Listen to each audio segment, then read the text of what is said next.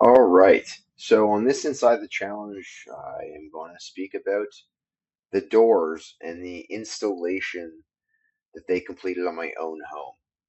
So as you can see here in some of these images, it was definitely not the nicest day. The door was scheduled, and the schedule had to be adhered to because we were heading towards the winter break. We had a pour happening the next morning for the basement concrete floors. And so when you take a look at what you see here, you'll see the guy standing outside, and it is sleeting.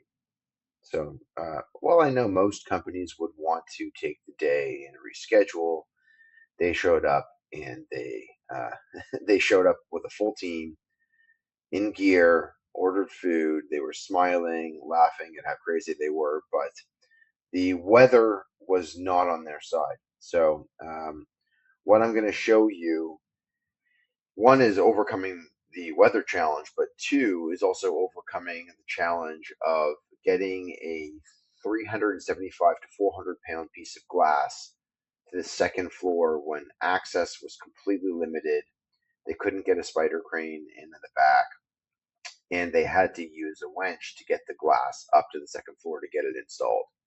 So here's what it looks like.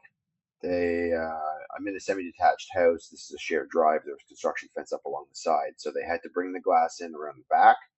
You can see this is where the frame is about to go in on the second floor.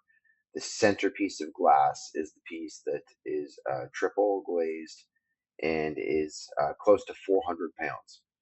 So getting it through to the back, getting it inside through the frame of the sliding door to the back over here, you can see that there's a step up with some stairs. So there was a lot of coordination to be able to get the glass to the point where you see it here. And they had to get it from here to the second floor. So this is where the stairwell will ultimately go. And when you move from that point to the point where they start to want to connect it, you can see they've got the suction cups on, they've got straps on, the winch system is set up with a pulley at the bottom, and Martin on site with Mario and the rest of the team. And you can see here they start to get it ready. They've got 2x6s set up across the opening to be able to ensure that they've got a solid base. Those are all strapped and fastened in place. And then as we look to get this up to the second floor, you can see here, if I click on this video, what it looked like up through to the second floor. The suction cups are still on it, pulling, raising at a slow rate, and then ultimately, eventually, it gets up there, and they pull it with the suction cups back towards the main section where the pulley was set up. So it could be moved over. You can see that there, so that you can get it on solid ground.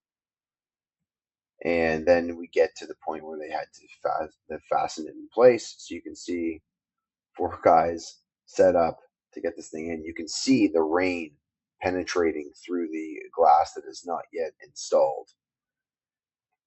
And the overall complexity of this, again, tight site, poor conditions, inability to get the product up easily through the exterior, so you had to come through the interior, and everyone rallying together on this to make sure that they could get it done, and not only just get it done, but get it done right. You can see the completed installation. And what time was this at? This is at 6:33 on Thursday, December 15th of 2022. A relatively complex install, but again, nothing out of the ordinary for these guys. They are committed. They show up. They understand the importance of a timeline, and here's the schedule. And you can see what it looked like the next day as a concrete truck arrived to be able to get the pour in, and they started out in the backyard. This is the shed where I do all of the recordings for the podcast. And you can see as we look at the back, everything was installed as it needed to be. Sliding doors there, operable. And everyone was really happy in the end because now we could get the heater on in the basement and we could allow the concrete to cure in the basement with the overall structure watertight.